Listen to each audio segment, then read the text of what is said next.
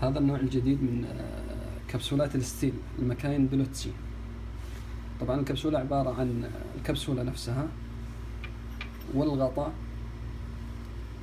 الإبرة تدخل من هنا، وموزع الموية. هذا موزع الموية يركب في الغطاء،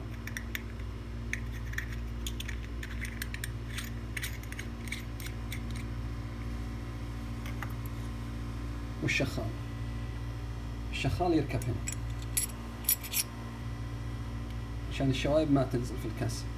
الآن بعلمكم طريقة استخدامها.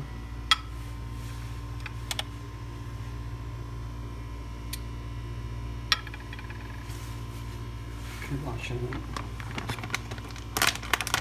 تحسب كم تتعبى جرام قهوة.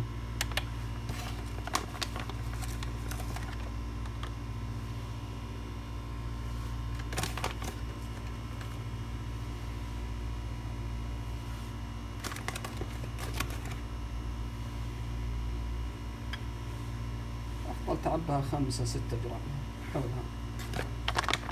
هذا عبيناه الآن 5 جرام.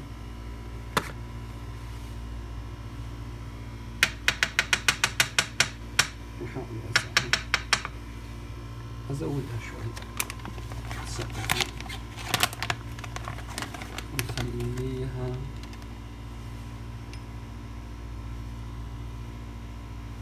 7 جرام.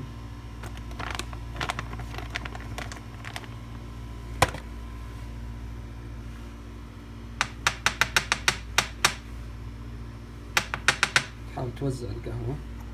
الآن جاهز. هذا نسكرها كذا.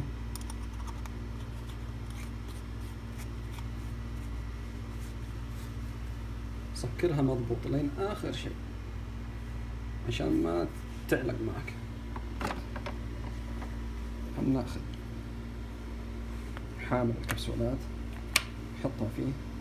الخرم ذا ضروري تجيبه وسط، تقدر تحط علامة بالقلم، علامة هنا وعلامة هنا، بأي قلم ما يمسح، عشان بعدين خلاص تضبط معك رأسا.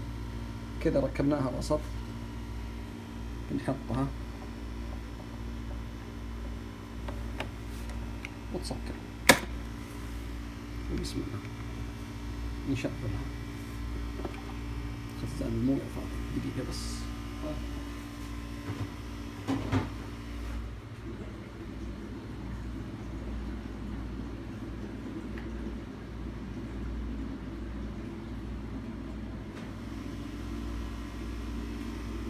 عبينا خزان الموية.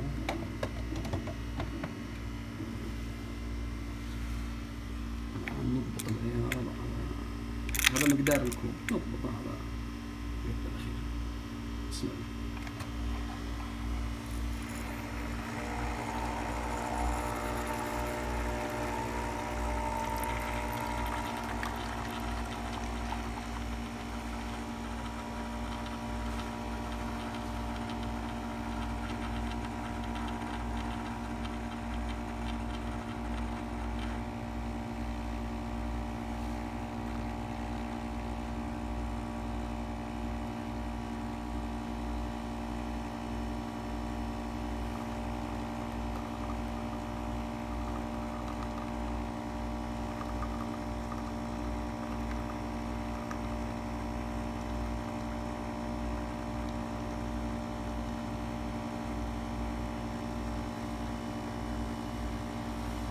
طبعا تقدر تضيف له الحليب، عندك خضاب الحليب إذا بغيت حليب فريش، وهو الأفضل طبعا انك تضيف له حليب فريش، أو تضيف حليب بودرة في نفس الكبسولة.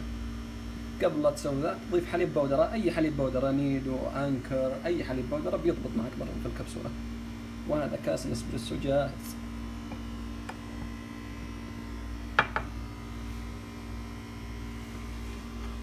هذه مقدار الكريمة.